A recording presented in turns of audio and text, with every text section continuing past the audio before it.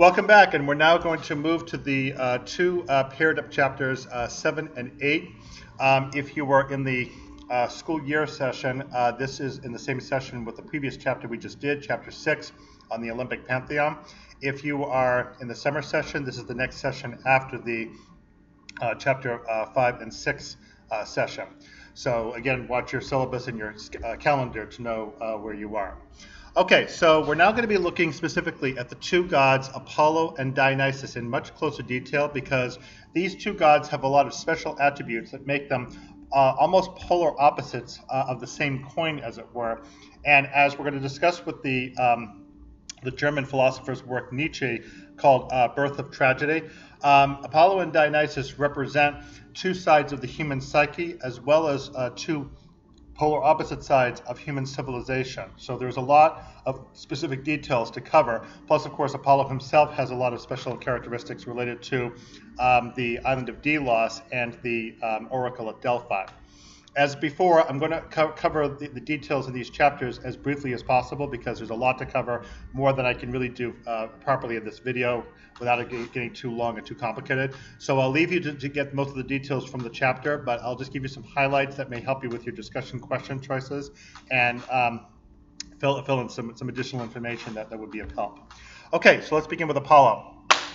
I'd like you to, first in the Harris-Platzner textbook, turn to a page, interestingly, not in chapter 7 itself, but actually the prior chapter, chapter 6. Please turn to page 189 in your Harris-Platzner textbook to in chapter 6. Again, this is going to show you two images of Apollo, including his head up close. Again, please pause your video and in your Harris-Platzner textbook, turn in chapter 6 to page 189. Okay, are you at the correct page? All right, so you should see an image that looks something like this if you're on the correct page. So what you are seeing there is the fragmentary remains of the pediment of the temple of Zeus at Olympia, which was in the southern portion of Greece known as the Peloponnesus, the big peninsula that extends down into the Mediterranean from the Balkan Peninsula. So Olympia was one of the main locations for the worship of the gods, including Zeus. I just want to clarify, do not confuse this with Mount Olympus. That's up in the northern part of Greece and is actually the highest point in Greece. But Mount Olympus is up there. Olympia is a city down in the southern part of Greece where this temple is. This was another one of the 7 wonders of the ancient world, incidentally. We unfortunately do not have much of it surviving, but it was in fact quite a magnificent edifice. All right, so the pediment is the triangular portion that's above the colonnade that allows one to pass into the sanctuary. So the pediment usually has statuary that fills all of it, with the highest, of course, in the center, and then gradually lowering down out to the corners out here. And the statue you see in the picture on page 189 of your Harris-Platzner textbook is the central statue that would have been on that pediment of Apollo. Now, what Apollo is doing there, you cannot see it very well because we only have pieces surviving, but we do luckily know the story separately. Apollo has come in to break up a fight. The fight is between a human tribe named the Lapiths and the bestial beasts, the centaurs, who are the half-man, half-horse beasts that you've probably heard of from other places, including Percy Jackson.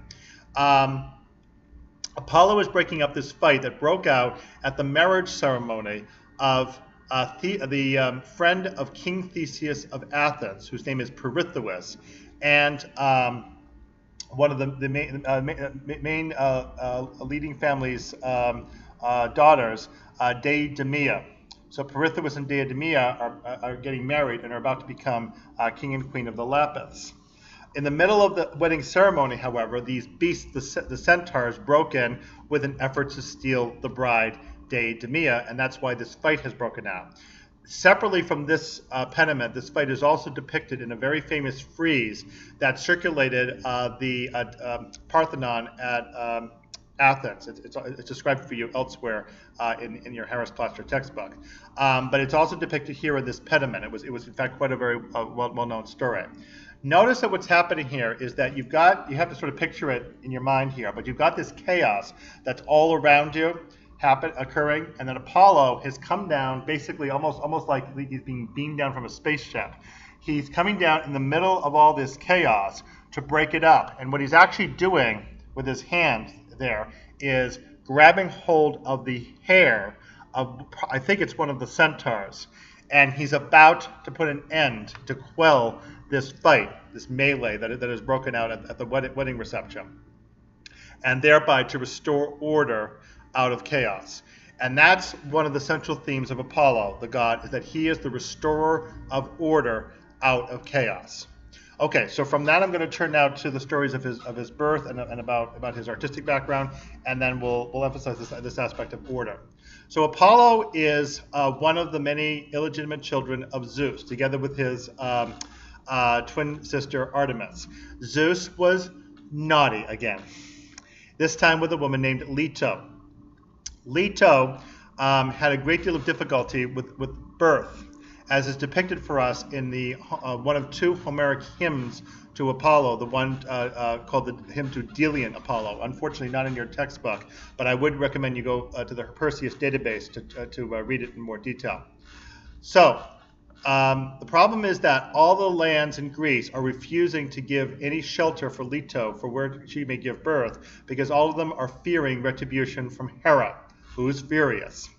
Finally, however, this island out in the middle of the Aegean Sea, at that time called Ortygia, agrees to allow Leto to land there and give birth, because this island is so small and so indistinct that it doesn't care about being pushed down to the bottom of the Aegean Sea. Now, this island is the future Delos. Once again, I would like you to pause your video here and please pull out your map of ancient Greece. Please pause your video and pull out your map of ancient Greece on Resources on Sakai or wherever else you have it. Okay, now look in the dead center of the map and you will see the word Delos. You will see a black dot near Delos. The island of Delos is buried beneath the black dot. It's tricky because there are other islands nearby, but those are not Delos. It's the one. It's under the black dot and you cannot even see it. That island is the size of Central Falls in Rhode Island. It's about a mile square. But this tiny island is going to become one of the most religious and politically important locations in the ancient Greek world, especially as it relates to ancient Athens, which is the city that ends up having political supremacy over this island in the 6th, 5th, and 4th centuries BC, with profound effects on Athenian politics all through the Greek world, as will be discussed in later videos on Athenian politics. For right now, though, it's enough to know that this tiny island of Delos is the birthplace of Apollo and Artemis. What happens is that Leto lands there, and then she cannot give birth. She ends up in trouble, like with a cesarean. And the midwifery goddess, that's Eleutheria, is tied up in a long, torturous conversation with Hera. This is deliberately planned, to torture poor Leto. Eventually, however, Athena comes to Hera and offers her a gold and amber necklace in exchange for allowing Eleutheria to finally go down to Leto to assist her with the birth. And finally, Hera very reluctantly concedes. Eleutheria goes down, and she finds that Artemis has already been born, but Artemis is now herself, as the fully grown midwife goddess herself, is trying her best to get her brother Apollo born, but can't do it. She's too new at it. What do you expect from a newborn goddess? And so Eleutheria comes to spell her and finally gets Apollo born as well, with great difficulty. That, by the way, is the explanation, ritual myth style, for why Apollo becomes the goddess of fertility and childbirth herself, where she's worshipped in Ephesus. Okay, so now that Apollo is born, he becomes this wild, crazy huntsman. He and Artemis both, in fact, do this. And so he spends many of his days out hunting with his bow and arrow and becomes a really superb marksman. However, eventually he needs to claim his proper position on Mount Olympus, and so he finally goes up according to this hymn of Delian Apollo. And at that point when he arrives, his mother Leto is there to welcome him, but she disarms him. He has his bow, but she takes it off his shoulder. She takes it away from him. And the reason is that he now has to become a god of civility and peace when he's on Mount Olympus, because he's too threatening as the god of archery. And so he agrees to surrender the bow when he's on Mount Olympus, and thereafter he is welcomed into the Mount Olympus family. And it's not likely that he got along that well with his mother-in-law of sorts, or stepmother, Hera, given that he was born illegitimately, and it turns out that he and Hera will be on opposite sides of the Trojan War. He will support Troy, and Hera will be against it. So relations between these two are never that good. Now Apollo, after his rather unusual birth, seeks an oracle to connect with mankind, and he chooses the location of Delphi, even though he is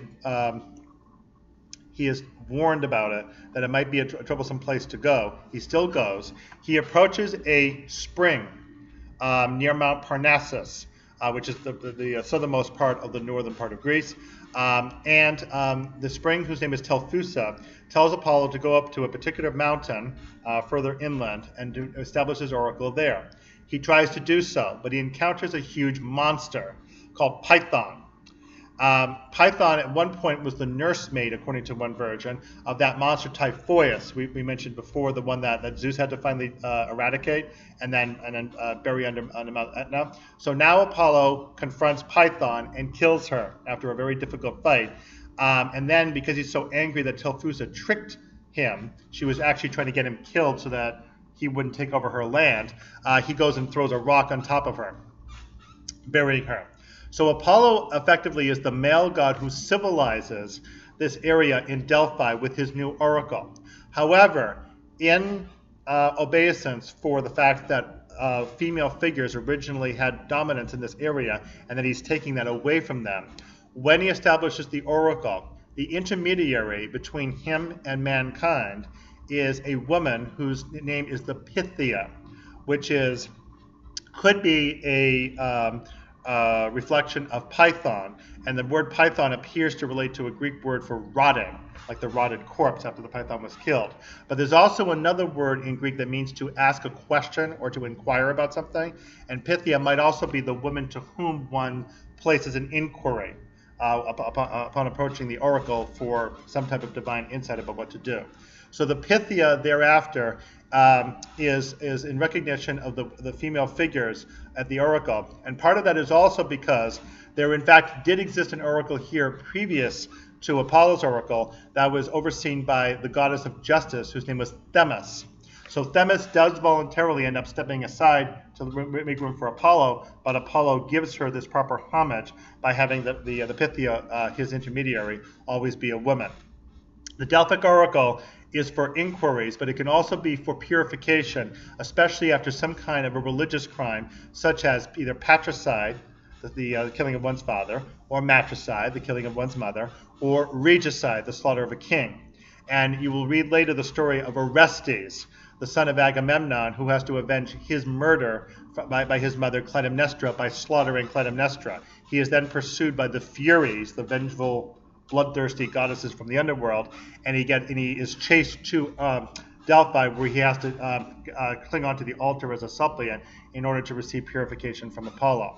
Apollo himself has to undergo a form of purification as well, because his son Asclepius becomes so adept at the art of medicine and healing that Apollo is associated with, that when he goes down to mankind to teach the art of healing, just the same way that Triptolemus taught agriculture to humans on behalf of Demeter, Asclepius tries to do it for Apollo. The problem is Asclepius gets so good at it that he's able to confer immortality potentially on mortals, and so Zeus has Asclepius slaughtered by a lightning bolt.